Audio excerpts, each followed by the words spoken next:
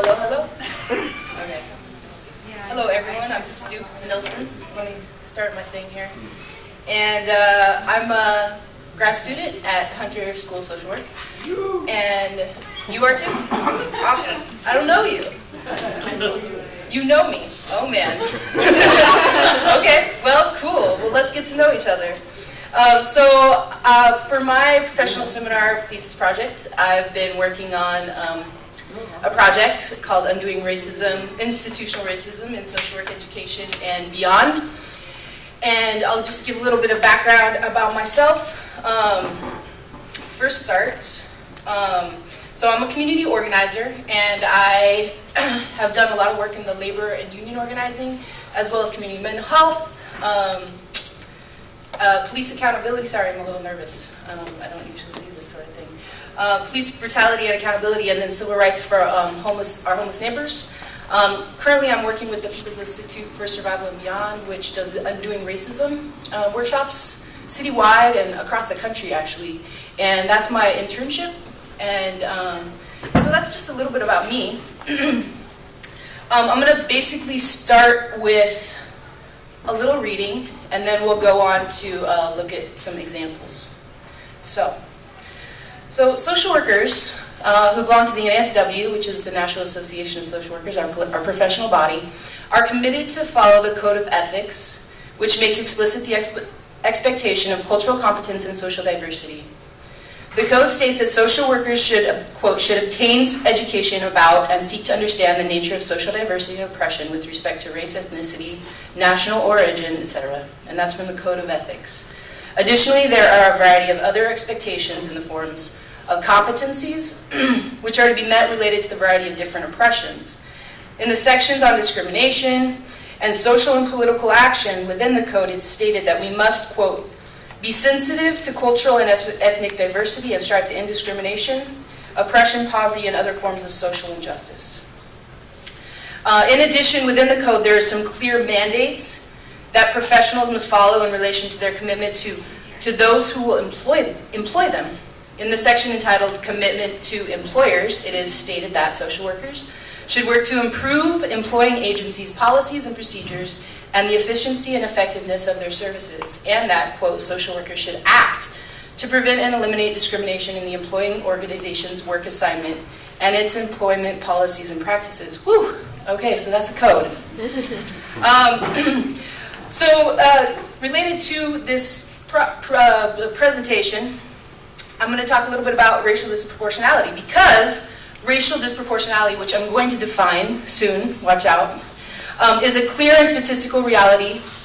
This will be an issue that every social worker who has joined the NASW has been mandated to address in their places of employment. Unfortunately, many social work agencies do not have unions, which means that employees are at will and can be terminated for any reason or no reason, with or without notice. These NASW Code of Ethics mandates put all practicing social workers in a great and sincere ethical dilemma from the get-go, or at least as soon as they begin work in any one of these many social systems. How is it possible to be true to one code and not the other? We have agreed to both. However, if we are true to both, we may not have jobs, and the discriminatory practices that we seek to end are likely to continue. But are professional social workers being taken to task for not holding their employers accountable to racially equitable practices? My answer is no, because I don't think that's happening. So racial disproportionality shows up in every system that exists across the nation. Social workers are in every one of those systems.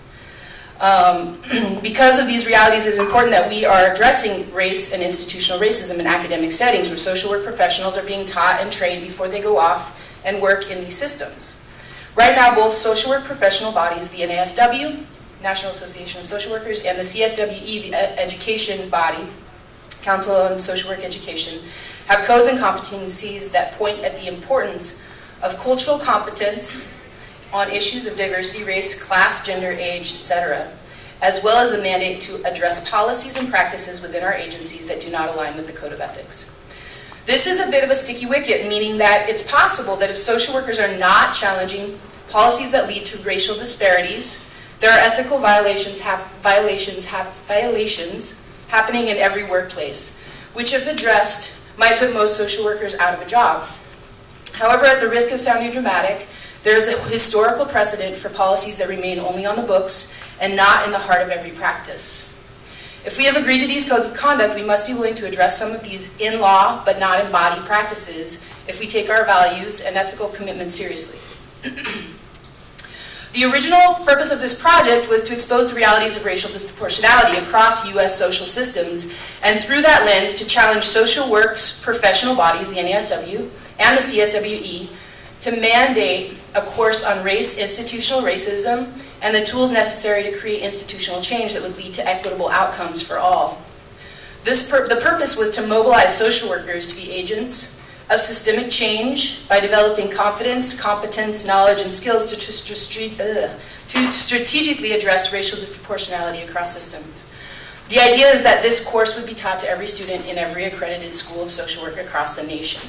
However, as I researched further, I found that social work institutions of higher learning were no less likely than other social systems to have racially disproportionate outcomes. I realized that if we were to successfully enforce such a course in every accredited school of social work across the nation, we might miserably fail in our ultimate goal. Without these institutions recognizing their own part in systemic racism and beginning the work needed to address these institutional realities, it is likely that they're beginning to it. Oh shoot! It is likely that Oh my gosh, hold on a second, I'm having a moment. It is likely that they would, sorry.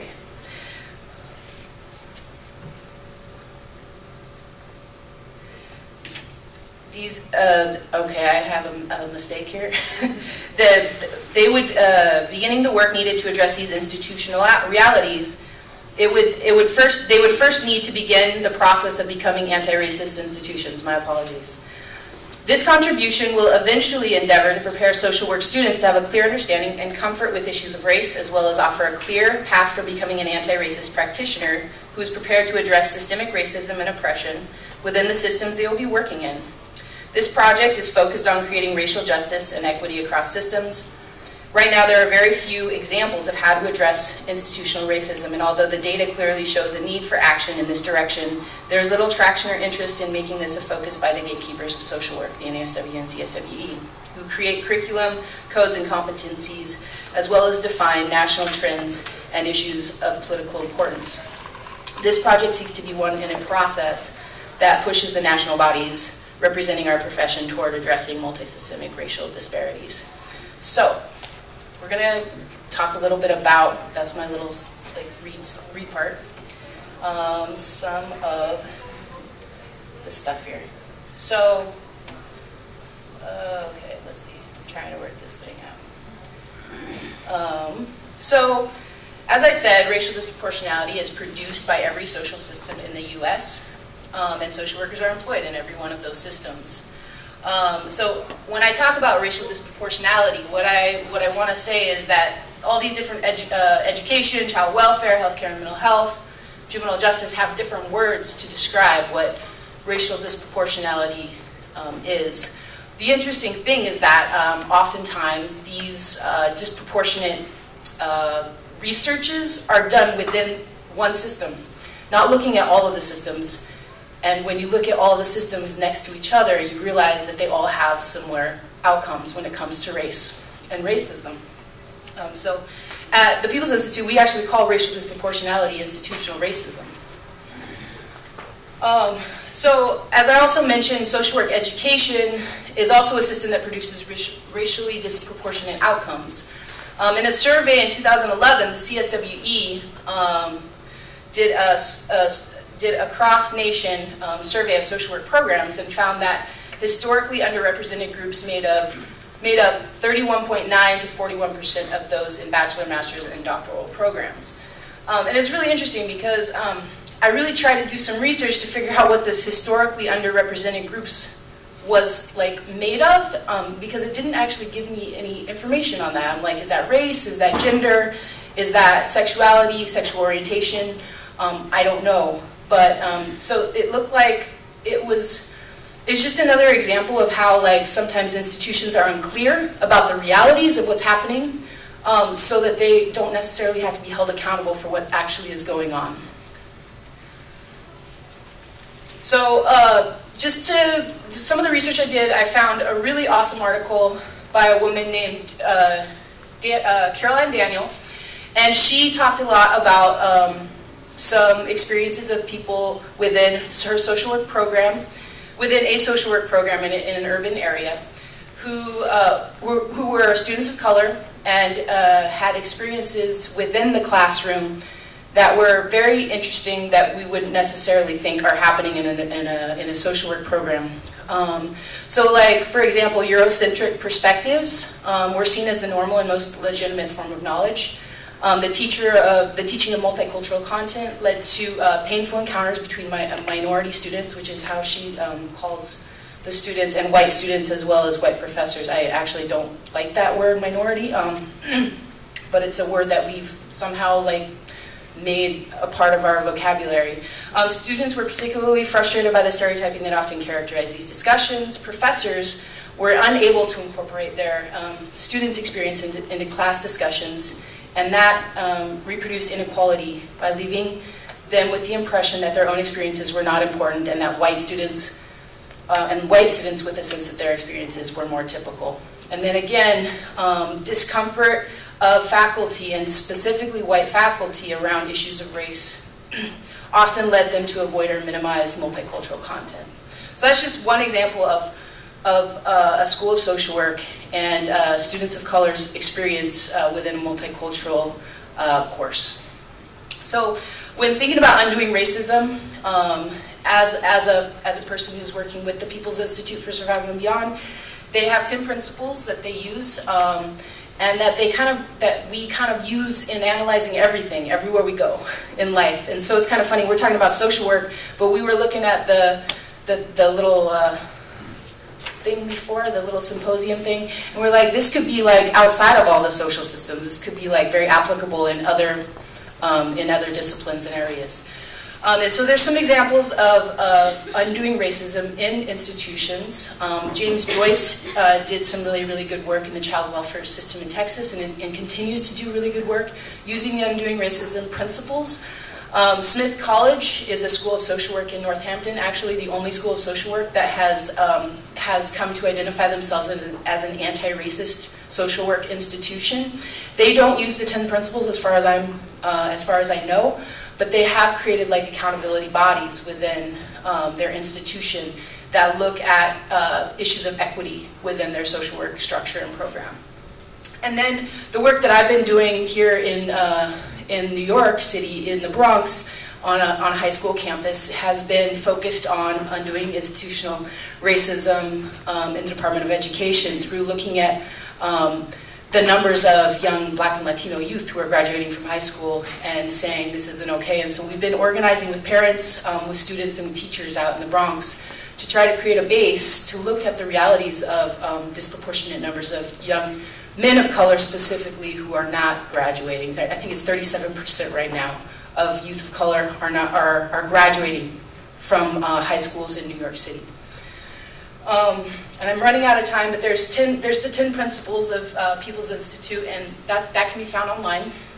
And then just to like point out at Joyce James's work in the Texas model, they were able to, within 5 years of applying the principles of undoing racism, they were able to decrease the amount of Latino and African American children being removed from homes. And actually they were able to do a lot of really good work through the legislator and like mandate through the legislator that this be applied in other child welfare programs across Texas. So it's pretty awesome that this has been done. Also, there's an actual continuum on becoming an anti-racist multicultural institution. And one of my goals is that, like, beyond being here at Hunter, I hope to do some publishing that will like really seriously challenge the NASW and CSWE to become to challenge schools of social work across the nation to become anti-racist institutions, because that's what we need in order to like do the really good work that we need to do out in the communities that we're serving, because if we're all going out there and we're still having disproportionate outcomes when it comes to race and the lines, there's something that we're not doing, so we need to be looking at that. And then I think that's it. So thank you.